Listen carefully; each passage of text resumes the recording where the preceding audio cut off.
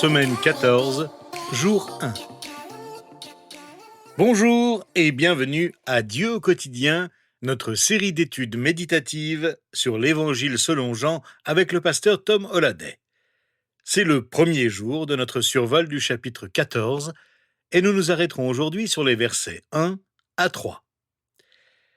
La question principale à laquelle Jésus répond dans ce chapitre est celle-ci. Que faites-vous lorsque votre cœur est troublé? Au chapitre 13, nous avons lu que Jésus était profondément troublé lorsqu'il a annoncé à ses disciples que l'un d'entre eux allait le trahir. À la veille de sa mort, il savait aussi que le cœur de ses disciples serait troublé.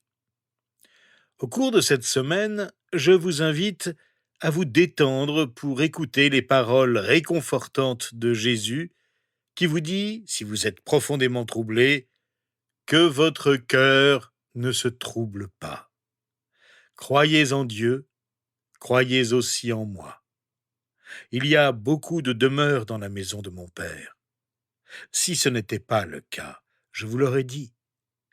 Je vais vous préparer une place. Jésus ne parlait pas à ses disciples seulement. Jean nous rapporte ces paroles pour que nous les écoutions à notre tour, nous qui avons placé notre confiance et notre espérance en lui. Le verbe grec pour « se troubler » est utilisé pour décrire une mer déchaînée. Lorsque notre cœur se trouble, nous avons l'impression qu'une tempête fait rage dans notre cœur. Tout le monde peut en être conscient, personne d'autre ne l'est peut-être, mais nous savons la tourmente qui agit en nous. Le cœur des disciples s'était troublé cette nuit-là. Pourquoi leur cœur s'était-il troublé? Pour la même raison que le nôtre. Leur cœur s'était troublé à cause de l'échec. Jésus venait de leur dire que l'un d'entre eux allait le trahir. Ils ressentaient un sentiment d'échec, et cela les troublait. Ils étaient confus. Je ne sais pas pour vous, mais si j'avais été à leur place, j'aurais moi-même été très perturbé. Les disciples ne comprenaient pas ce que Dieu était en train de faire. Ils étaient dans la confusion totale. Où devait donc aller Jésus? Et pourquoi ne pouvait-il pas le suivre là où il allait? Quelle déception! Ils rêvaient de régner avec Jésus. Ils rêvaient non seulement d'une entrée triomphale de Jésus, mais aussi d'une victoire triomphale sur toutes les puissances du mal qui sévissaient à leur époque. Et ils régneraient avec lui d'une manière ou d'une autre. La crainte s'était emparée d'eux. Ils avaient peur du gouvernement romain. Ils avaient peur des chefs religieux. Ils avaient peur de leurs propres sentiments. Leur cœur s'était troublé. Comment réagissons-nous lorsque notre cœur se trouble? Que faisons-nous lorsque notre cœur est agité? Faisons-nous comme si de rien n'était? Parfois, nous décidons d'ignorer nos craintes et nos angoisses en croyant qu'elles vont disparaître d'elles-mêmes. Ou bien nous nous réfugions dans la distraction, en regardant la télévision, en allant au cinéma, en lisant des magazines ou des romans. Mais dès que la lecture ou les jeux sont terminés, dès que la télévision s'éteint, la douleur du cœur troublé refait surface. Certains choisissent des moyens bien plus dangereux pour étouffer leur douleur ou leur confusion. Ça peut être la drogue, le sexe, l'alcool, etc. La liste est longue. Mais refuser de faire face à ce qui nous trouble par toutes sortes d'échappatoires ne fait qu'augmenter notre confusion. Certains essaient même de fuir leurs problèmes en causant des ennuis aux autres. Ils projettent leur confusion et leur propre douleur sur les autres, en croyant qu'ils se sentiront mieux si leur entourage se sent plus mal qu'eux. Mais en fin de compte, rien de tout cela ne marche. Écoutons plutôt ce que Jésus nous demande de faire. Que faire lorsque notre cœur se trouble? Eh bien, tout simplement, croyez en Dieu, croyez en Jésus-Christ. Il s'agit tout simplement d'avoir foi en Dieu le Père et Dieu le Fils. Avoir une totale confiance en Dieu. Voilà le seul moyen de ne pas avoir un cœur troublé. Que notre cœur ne se trouble pas. Il s'agit de faire des choix décisifs dont Jésus va parler dans ce chapitre de l'Évangile selon Jean. J'ai assisté à de nombreux enterrements et j'ai pris la parole à de nombreuses obsèques. Et j'ai constaté que lors des enterrements, lorsque le cœur des gens est très souvent troublé, j'ai constaté que deux passages des Écritures ont un pouvoir incomparable pour l'apaiser. Il s'agit du psaume 23 dans l'Ancien Testament, Le Seigneur est mon berger, et du chapitre 14 de notre Évangile dans le Nouveau Testament. Que votre cœur ne se trouble point. Ce chapitre est un manuel de gestion du stress. Il est à bien des égards le testament de Jésus. Jésus le prononce à la veille de sa mort. Il décrit dans le détail ce qu'il va faire pour rassurer les cœurs troublés et leur dire « Voici comment ne pas laisser votre cœur se troubler ». Il est important de comprendre dès le départ de notre réflexion que Jésus ne condamne pas nos cœurs troublés. Il nous ordonne plutôt de nous tourner vers lui pour les apaiser. Est-ce mal d'avoir un cœur troublé ? Comment Jésus pourrait-il nous condamner ?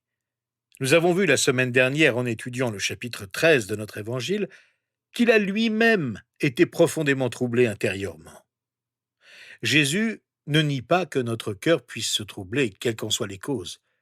Mais il nous dit quoi faire lorsque cela arrive, comment cesser de laisser notre cœur se troubler. Lorsque vous sentez que vous allez vous effondrer ou exploser intérieurement, que faire ? Écoutons simplement ce que Jésus dit. Ayez confiance. C'est le meilleur conseil que nous puissions recevoir. Puis Jésus devient plus précis.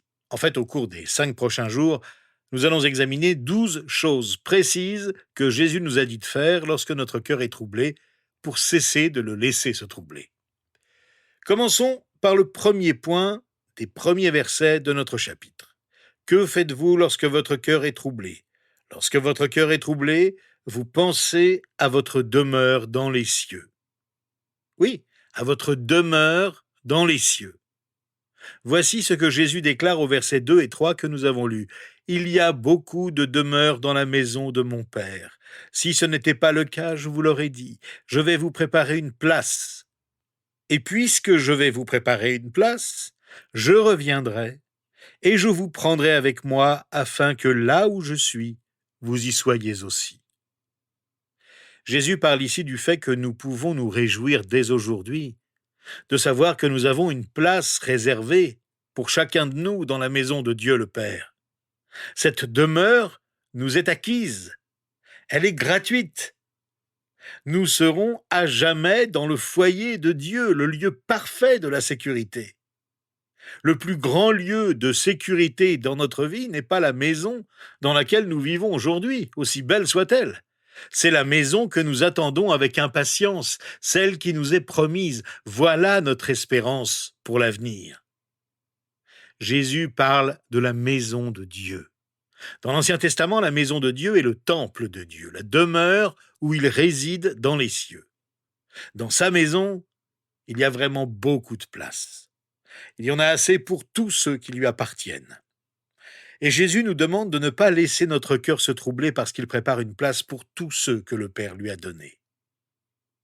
À quoi ressemble cet endroit ? Il nous est impossible de l'imaginer physiquement parce qu'il s'agit d'une réalité qui nous dépasse et que Jésus ne fait que dévoiler, car l'essentiel n'est pas là. La demeure que Jésus va préparer pour nous dans la maison de son Père sera le lieu de notre communion parfaite en sa présence pour l'éternité. Voilà ce qui compte.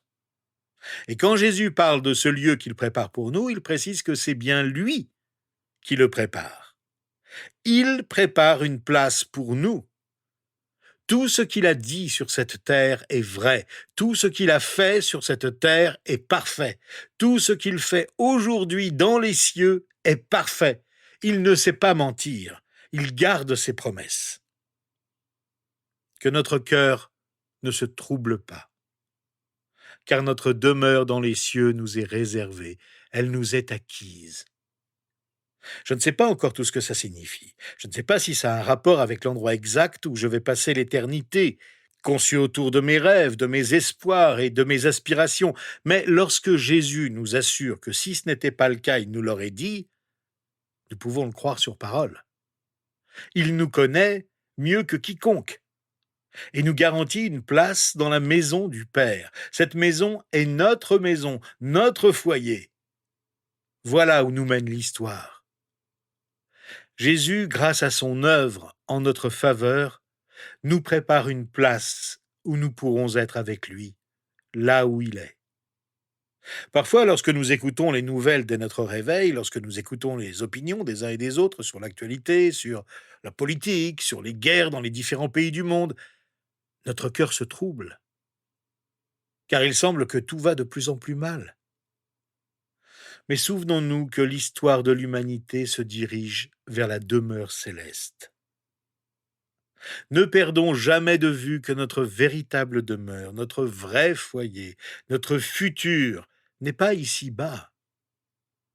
Notre chez-nous est un endroit parfait que Dieu lui-même nous a préparé. Que notre cœur ne se trouble pas. Jésus connaît nos préoccupations présentes.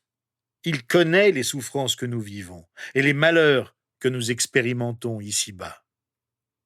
Lui-même a vécu des moments de souffrance atroces, comme personne d'autre, y compris la trahison de Judas. Il a connu des moments où il a été profondément troublé. Il nous comprend donc lorsque nous expérimentons des problèmes quasiment insolubles. Mais au milieu de notre douleur, il nous réconforte et nous demande de mettre notre situation présente en perspective. Ayez confiance en moi, nous dit-il. Ayez confiance au Père, car dans sa maison même se trouve notre demeure éternelle. Prions donc avec confiance.